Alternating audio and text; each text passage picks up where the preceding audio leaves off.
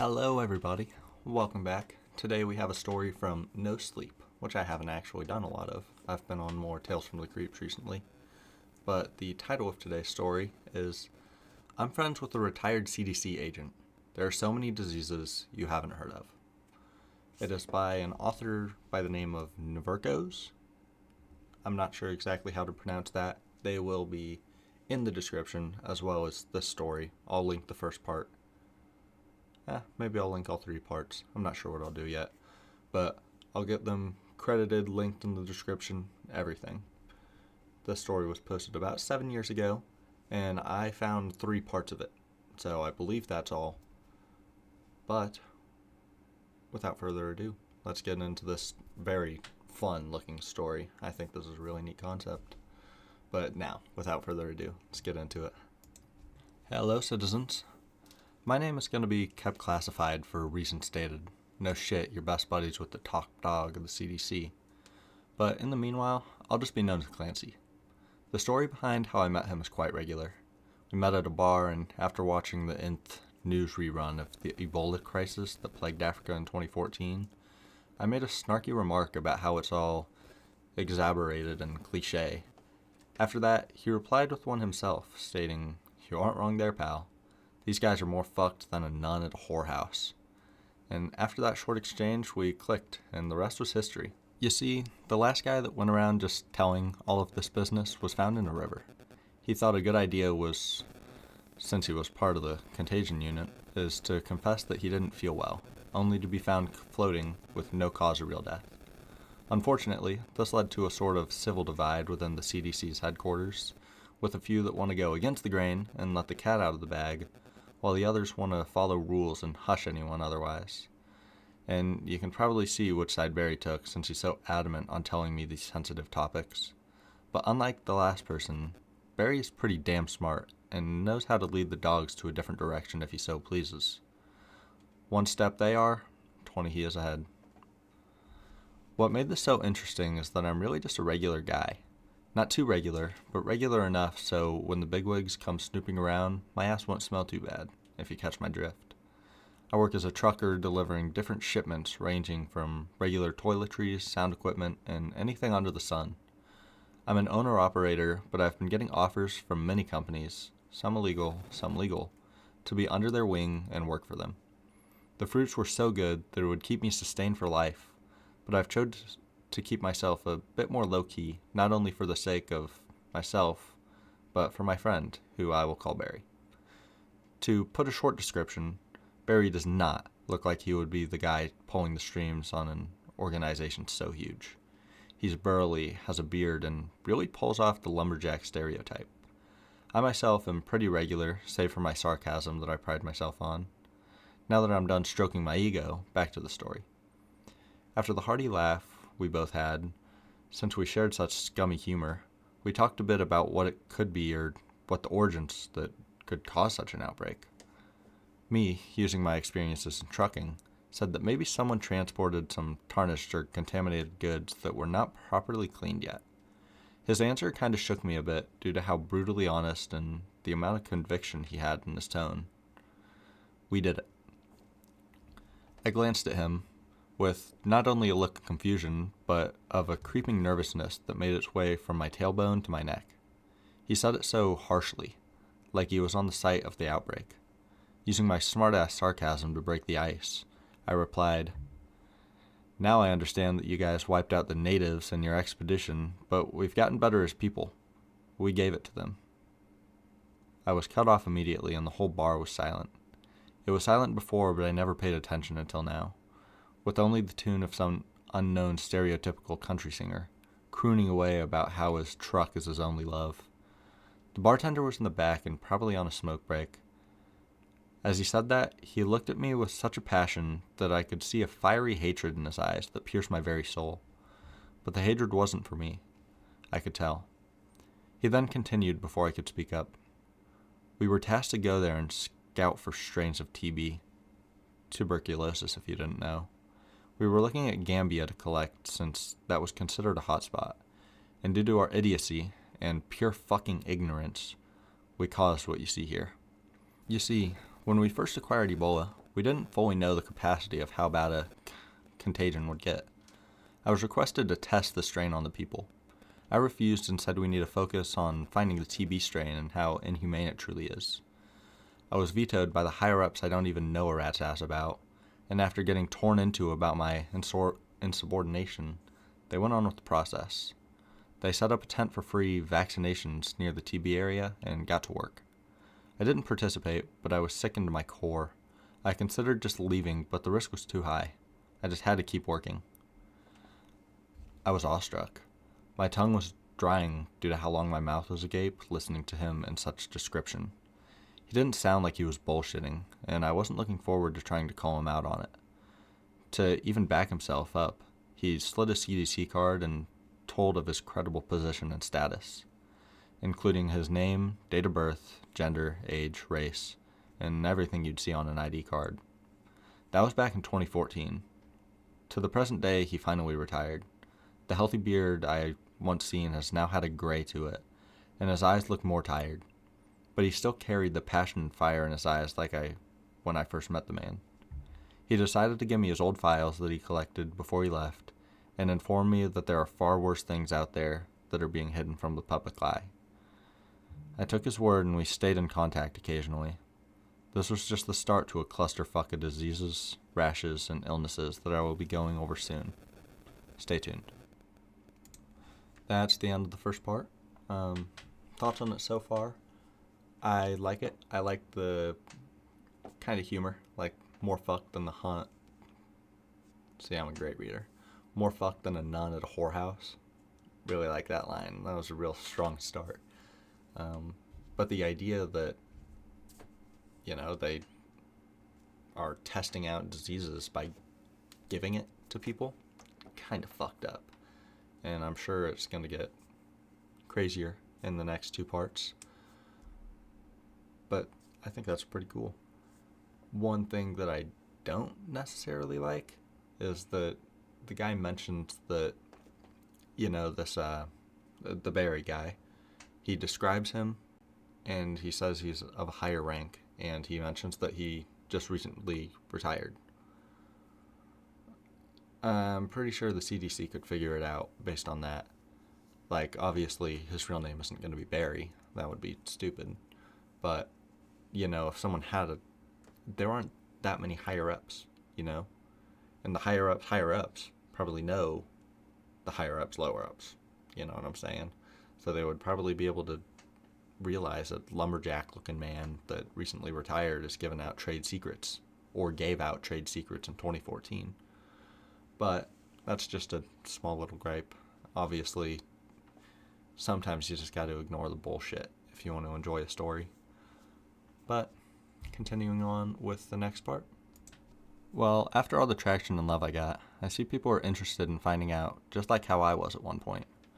My last post got removed, I called it, and those germophobic fuckwads quickly shut me down. Talk about thin ice, huh? But due to popular demand, I will continue. You're probably wondering on God's unholy land as to why in the hell am I chosen to be the guy to hold these incredibly serious and classified documents about bugs that can destroy Earth in a moment's notice. Well, it's because I'm not only a lucky bastard, but we've been buds for so long that we trusted each other with damn near anything. Even managed to save his crumbling marriage one time by literally making an ass of myself while he went to hunt for a new anniversary ring. Yeah, I was that kind of guy. They're divorced now, but the thought that counts is really heavy, and his lumberjack ass always refers to the story like it happened yesterday. Anyways, the moment you degenerates have all been waiting for. The amount of diseases found can make you cringe, retch, and probably question humanity in general due to the fact of how fucked up we truly are as human beings. I do have to say, the CDC sure does know how to make some seriously cool shit, if they weren't so screwed in the attic. Like, for God's sakes, they make Unit 731 look like extra time at recess for third graders. These guys indulge in the works. Bioweaponry, DNA reconstruction and alterations, anything that involves a goddamn vial and beakers, they have their nose poking in it. Speaking of all that spooky shit, I need to keep my head low if I want to keep posting. Who knows, maybe one of those mods is a mole, just waiting to sniff me out. And then I'll be the next new subject for a new superbug. Fun. Barry told me to keep my head low considering that I almost fucked myself the first time, and he can't bail me out at every beck and call. I heed his warning and continue rummaging through. I have file cabinets upon file cabinets of shit that makes Snowden look like he tattled on a kid at the playground. To start off, there's this project that was done back around August of last year. It was called Project Firegaze, or the code name of the disease was called Firegaze. When I first saw the folder name, I got excited because I thought they finally invented laser vision, but boy, was I in the wrong. Firegaze is like the mongoloid love child of the super strain of pink eye that riddled Texas last year, and more of a modified, tested version of eczema. The symptoms, itching in the eyes. Oh, this is not just your irritating type of itching. This is like your eyes are on fucking fire. But the disturbing catch to this ugly monster is that the itching intensifies for each eye movement you do. And us flashbags have plenty of eye movement. This would cause utter insanity since they would try to get rid of the itch. Of course, this led to a spike of suicide since the day it first stuck. The first reported case was in Texas with a middle-class family. Mom, 34, dad, 48, daughter, 19, and son, 17. And goddamn, the sight was one to behold. The pictures didn't make it any better, almost hawked up my Ben & Jerry's. These guys' eyes were fucking mutilated, and the skin around their eyes were puffed to the size of a golf ball and extremely crusted and cracked like the outer of a crater. Apparently, the daughter of the family got hit first, and she immediately locked herself in a room and just started going to town with any somewhat sharp objects she could find. I guess she finally found a relief when she finally crammed her eyeliner brush into her left socket so far that it poked her brain. She died of blood loss. For the son, whose eyes were the same, and fortunately still alive, he thought a good idea to relieve his itching was to literally try and remove his eyeball with a plastic spoon. And he was successful. So when they found him, he was hunched over, blubbering endlessly about it's finally gone. The father literally shot his wife point blank in the dome with a double barrel, and saved the last shell for himself, probably from the bouts of insanity. The CDC took the son's eyes as experimentation and further research. What they found was still inconclusive. The only information would be that the eyes were like a fiery orange-red and would secrete a strange oily substance that would only irritate around the eye, almost like someone smeared poison ivy around the face. They had no clue on what caused the disease to be transmitted, origins, or anything. I think the most disturbing part is that the eyes would still be active, somehow, either in the socket or out, as in moving, looking around, and following someone's gaze. This, of course, made the CDC shit its hazmat underwear and quarantine the neighborhood which they found the family in. After that, more cases were found around that area, but they were put to bed quickly, which is another term for gunning down, bagging, and incinerating the bodies after collecting samples for experimentation. Of course, and reasonably, this sparked a bit of paranoia in me for a little. I mean, I pissed myself crying like a third grader, and feeling a little itch in my eye, but feeling like a moron after rubbing it a tad. Unfortunately, that was just the tip of the iceberg when it comes to seriously fucked up things the government or bigwigs or whoever the fuck is hiding from you guys. This is Clancy. If you don't hear from me, I'm either running or the CDC is balls deep in my house, rolling me up in my own garbage bag. Stay tuned. And that's the end of part 2. So here, once again, I think that this is a really cool, disease. I'm not sure if they're basing this off anything or if they're just thinking something was cool. I assume they're just thinking something was cool because I think this is cool. A whole family just, going fucking insane and, the husband killing his wife and then himself is so fucked up just because their eyes are so itchy that it's, fucked. And then the CDC, they, quarantined the neighborhood, and when they found other cases, they just fucking killed them and then kidnapped some of them. I assume that's what was happening, because it was saying they fucking gunned them down and then collected samples for experimentation. That's fucked. That's really cool. And one of the worst parts about this is that shit could totally happen in real life. Don't really want to think about that, though. So we'll get going on to the third part. This here is the last part, by the way, and it seems it might be a little longer than the other parts, but it's nothing major. But let's get going. Fucking finally. Appreciate all the cock stroking, wondering if I'm all good. Just joking, but hey, I really appreciate it. Glad Barry and I aren't alone in exposing the shit show that the Plague Geek Squad tried to blow under our noses. You're probably wondering where the hell I've been this entire time. Well, I said before that disclosing such information is not the safest thing, so I had to take necessary precautions to make sure I wasn't food for the hyper-rabies infested cretins that riddle New York City. Whoops, let that slip. Anywho, I've been getting tracked down in probably the most cliche ways I've ever seen. I'm talking about the white, black vans with limo windows parked outside and then drive away. The cliche shady-looking guy with dark-tinted sunglasses and feces-colored trench coat looking at me from afar, being tailed. I've been trying to keep my interjections to the end apart, but feces-colored trench coat. I'm not sure if that's cliche. I think it's normally like black, not feces. Do you think the tag was labeled as feces color, or do you think it was like brown? You get the gist. Of course, me, being a civilian and law-abiding citizen, this scared me, and since those events, I kept a myriad of weaponry and things to protect myself with in every drawer, closet, and hell, even a .22 in the goddamn lamp, just in case everything goes to hell. But nobody says the 12 gauge will do the trick.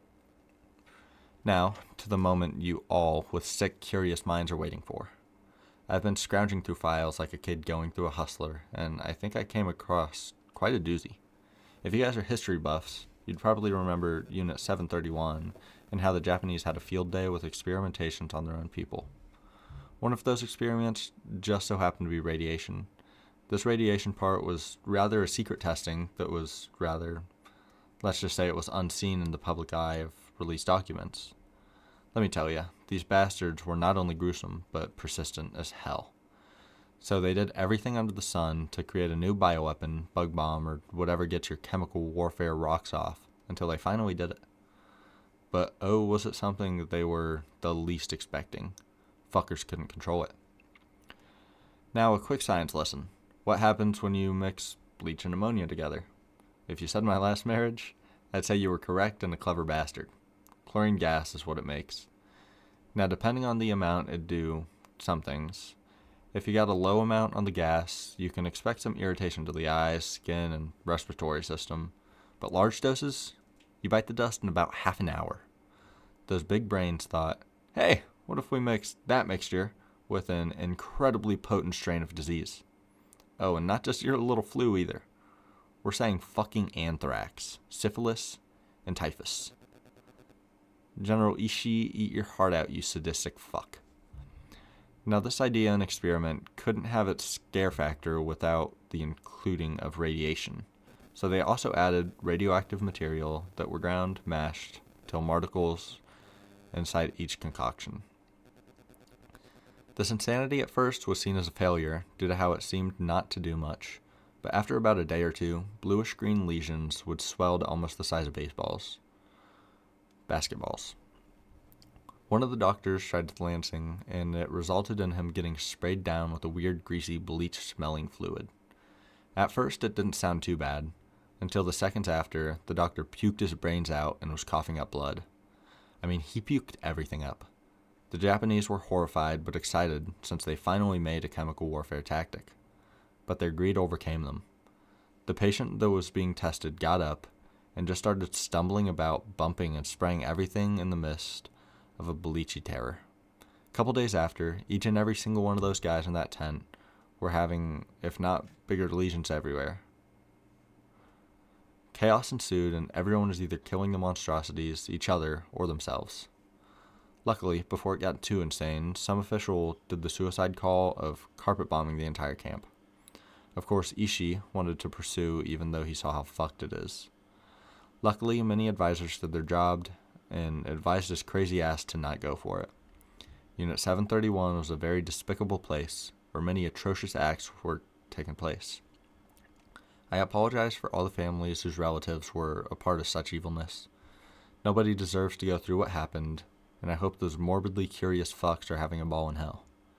Shit, they might like it there for all I know, knowing how awful they will go just to find out something that's been keeping them up all night. Not gonna lie, reading this made me livid at how destructive and curious humanity tends to be sometimes. I mean, can't we just fucking leave things be sometimes? Barry told me he didn't look through this one, and when he saw the pictures, he also felt angered. I had to persuade him not to put the photos into the shredder. Sometimes I feel like a dickhead just reading through these. Like, why would someone make these things? Just why? But then I remember, it's only right to inform the public and fellow Reddit users, since Reddit is the only form of social media I am active on nowadays. The kids can have the rest. Of the complete monstrosity that is a household name in our American society. I'll try to post more considering that I was on the run for about a damn month. Hopefully they'll ease up on their assassination attempts since I'm retelling past diseases and such.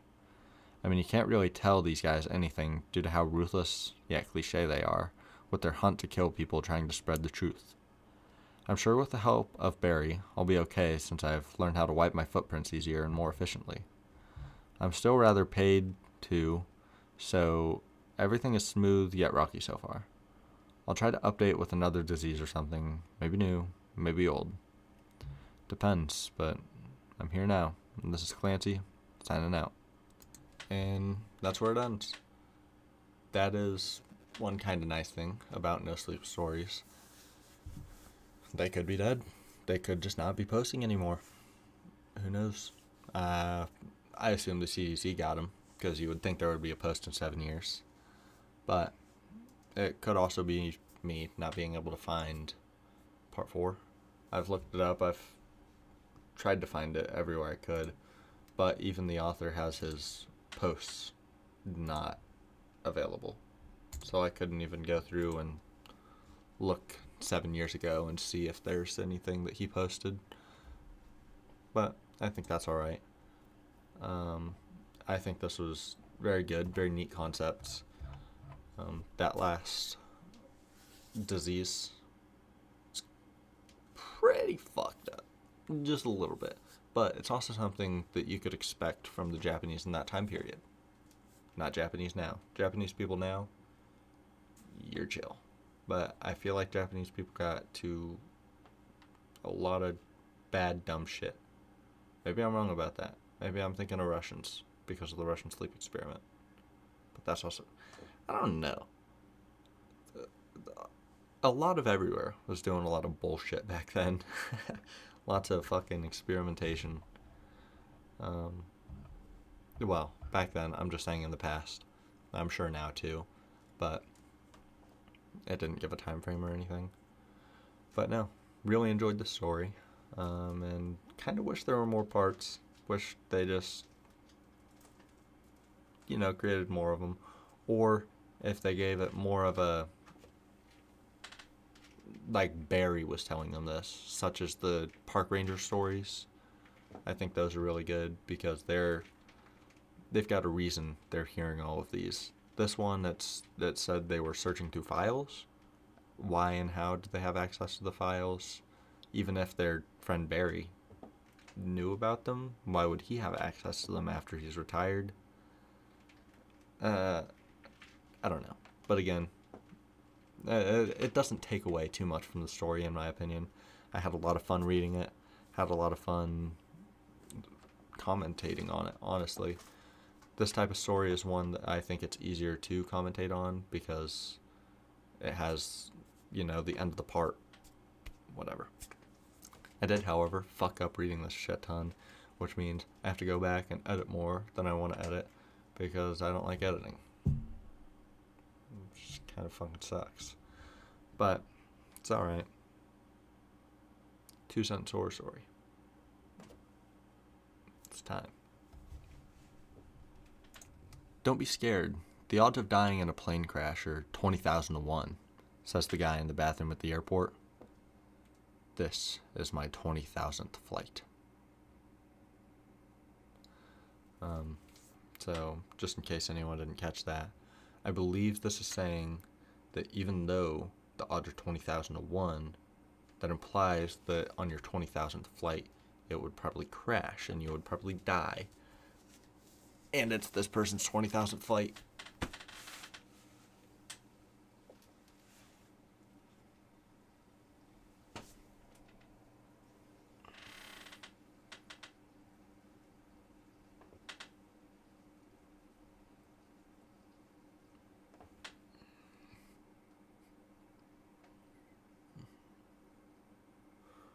What?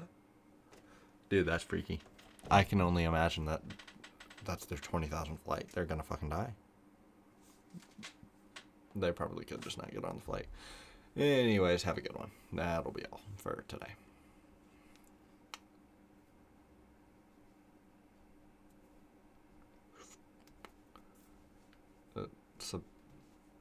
Subscribe.